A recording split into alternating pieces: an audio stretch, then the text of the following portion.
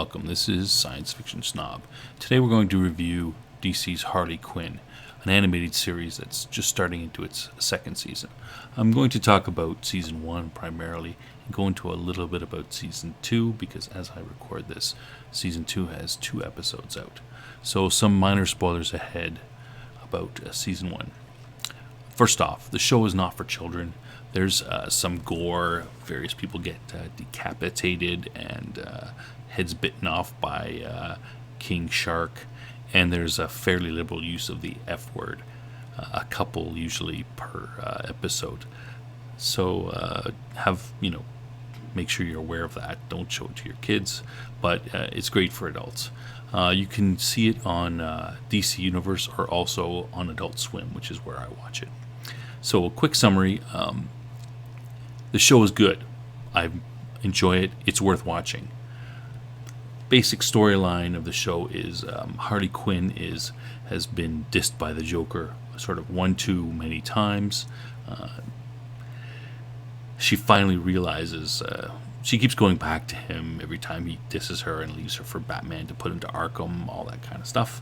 She finally realizes that he doesn't really care for her with the help of Poison Ivy, and she decides to go out on her own. The whole first season is a storyline about her working to get a crew, and for her to get into the Legion of Doom and confront or prove to Joker that she is good without him. A very typical sort of crazy ex-girlfriend story, but it's good. It fits Harley very well. So the show is meant to be funny. It's definitely outside of continuity, and it succeeds in all that. The key things that make it a good show: first of all, it's very well written. It's very tight. There's pretty much every scene and all the dialogue fit in nicely. It just moves along very well. Pacing is good. The animation is good. I enjoy the animation. Voices are done very well. So Kaylee Cuoco, I always get her name wrong. The one from the girl from Big Bang Theory. She's Harley Quinn. I'm enjoying her voice. It's starting to to me, she's starting to become the voice of Harley Quinn. Some other notables: Alan Tudyk as Clayface, very well done. Lake Bell as Poison Ivy. All the voice actors do a great job. So this is it's a humorous show. It's a comedy. As I said, it does that very well. It takes the piss out of just about everybody in the DC universe. So heroes and villains, no one is immune. So that's good. And it does this mainly by exaggerating sort of their key traits that you know about them. So I'll give you some examples. So again, as I mentioned earlier, Harley is the classic ex-girlfriend. She says she's over the Joker. She's always trying to get his attention or one-up him. And this is the driver for most of the episodes and the stories, and it works very well. Poison Ivy is the concerned friend. She's always trying to steer Harley away from the Joker, trying to let her know that he's not worth it, and she should move on with her life and helping her with that. But she's kind of mostly fails. Batman is played as distant, very cold, but focused on his work. Commissioner Gordon is. I don't really like this portrayal of him, but I have to admit it's pretty funny. So he's constantly pining over Batman, he's like a lover who's been dissed. So he's always like, Batman, can I get your number and all this stuff? And Batman's like, we work together, Gordon. That's it. So it's it's kind of funny. I think it's kind of Gordon he's not portrayed nicely. He gets a bit of but it's funny. And it's good. All the characters are good, I think. The best character, though, I have to say, is Clayface. So they've set him up, and he's like the neighborhood Shakespearean actor who takes his parts too seriously. He's always talking with the Shakespearean voice and all this stuff. And he, they want him to, be a pizza guy or something like that. And he's like, "What's my motivation? So there's a constant theme of that going through there. So it's well done, and I think that's probably the most interesting portrayal of Clayface that I have seen. The Joker. So the Joker is kind of, he's not. He's in it a fair amount. He's kind of, he's Hardy's driver.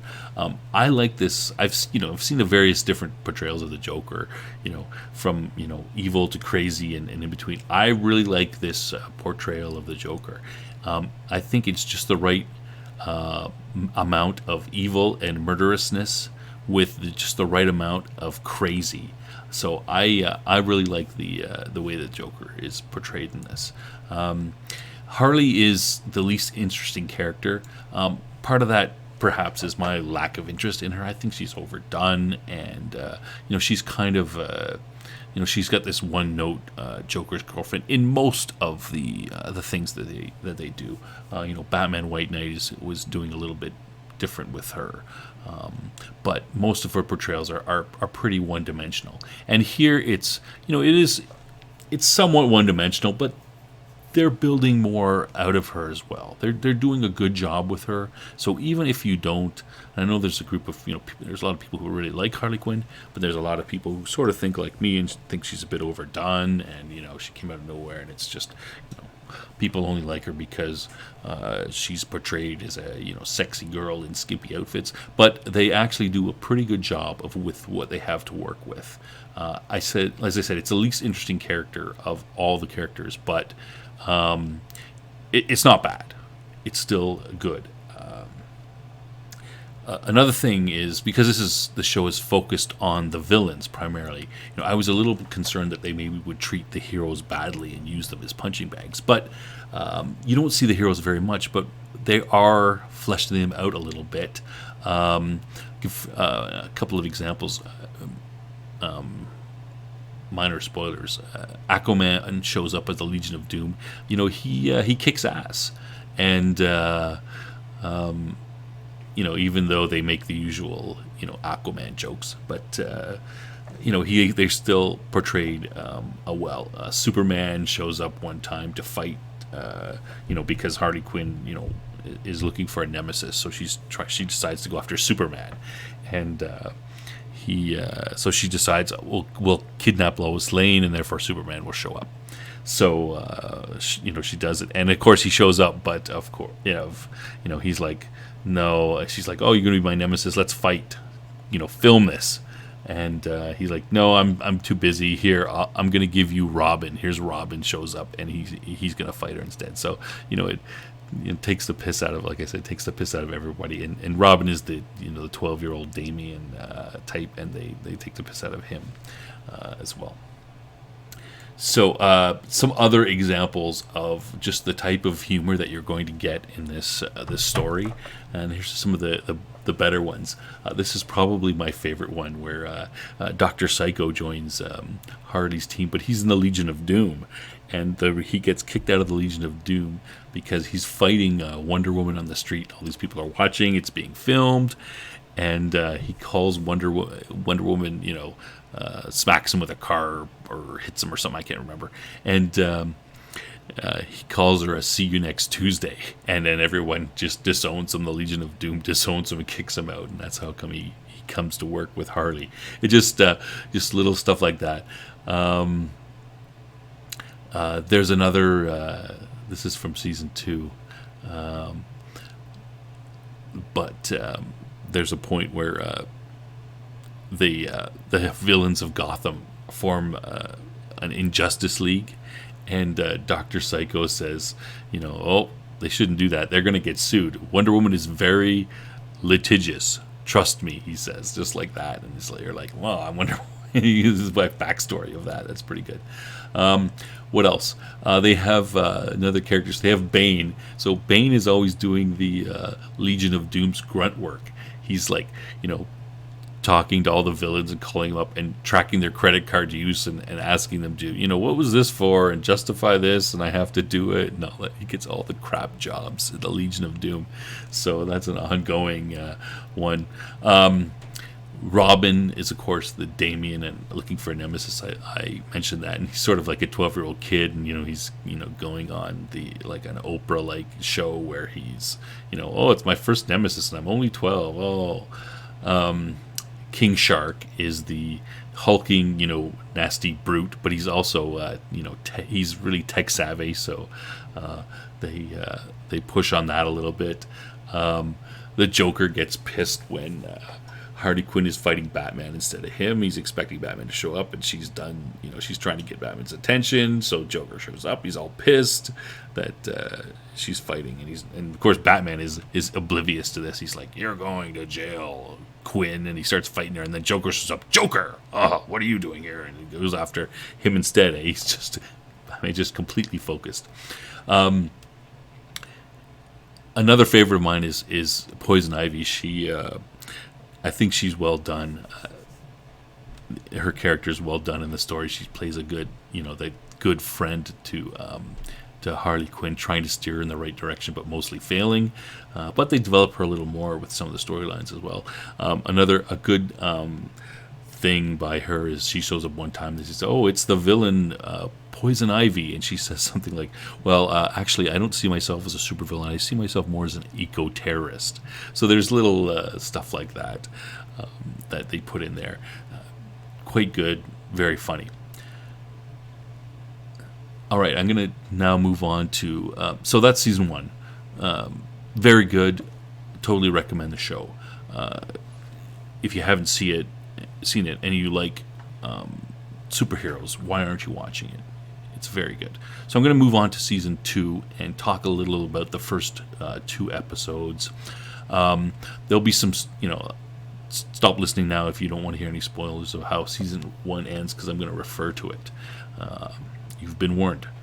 Okay, so at the end of season 1, we see all the heroes gone, some of the villains gone as well, and Gotham City in anarchy. So much anarchy that the President of the United States basically kicks Gotham out of the country.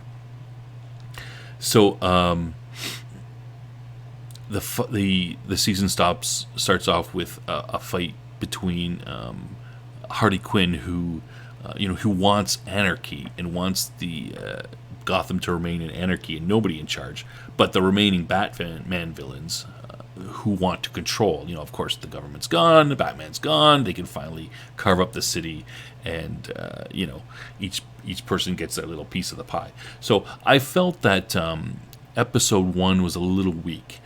Is not as funny, but there was the good bit I mentioned earlier about the Injustice League and Dr. Psycho. Not quite up to the level of the other ones, so I was a little bit concerned. But I watched it, this is my impression of watching it the first time. I watched it a second time, and I said, okay, well, maybe I missed a little bit. It's pretty much, maybe I was a little too harsh on it at the beginning. It's still, I think it's a little weak compared to some of the first season stuff, but, it follows the same sort of formula. It's not changing anything. You're obviously going to get more in season 2 of what you have in season 1.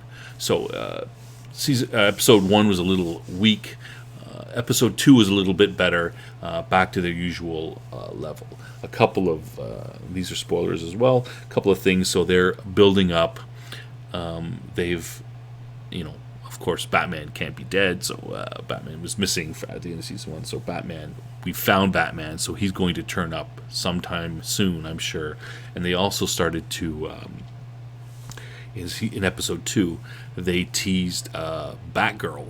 So they're constantly adding, they're all constantly starting little threads which pay off later in episodes. So they did that in season 1, and it looks like they're doing that in season 2. So it seems like they're doing a good job. The quality is going to be at least at the level of season 1. Hopefully better, but at least if we get what we got in season 1, then I certainly will be happy with the show. So that's my review. Just to summarize very quick, DC's Harley Quinn, it's very good. I highly recommend it. Season 2 seems to be on the same level as Season 1, and it is actually, I'm going to continue to watch it, and it is actually my most anticipated weekly show right now. It's the one I look forward to the most on TV. So, if you think that hopefully this review has helped you out, if you, I'm interested to hear what other people their thoughts about the show. So if you are interested in that, feel free to leave a comment below, like, subscribe, all that stuff. I'm interested to hear what other people's takes on the show is. Thanks, and Sci-Fi Snob out.